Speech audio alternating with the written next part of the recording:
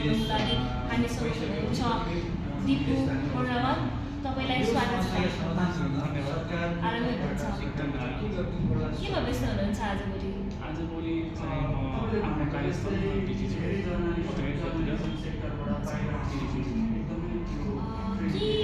के काम गर्नुहुन्छ पत्रकारितामा? के विषय वस्तुमा चाहिँ बढी समाचारहरू प्रकाशन लेखन गर्दै आउनुभएको छ? म चाहिँ बढी चाहिँ सोसियल इस्युहरूमा सामाजिक इस्युमा बढी काम गर्ने गर्छु र साथै शिक्षा क्षेत्रमा अलिअलि काम गर्छु। तपाईँले समाजमा भोटिङमा जाँदै गर्दाखेरि चाहिँ समाजका कस्ता कुराहरूलाई चाहिँ बढी प्राथमिकतामा राख्नुहुन्छ? समाजमा सिरियस इस्यु कस्ता छ भने त्यति म पहिला राखेको छु। जस्तै मध्यस्थीय भएको भेदभाव सानो जातको ठुलो जातको त्यसपछि यो दहेज प्रथाको लागि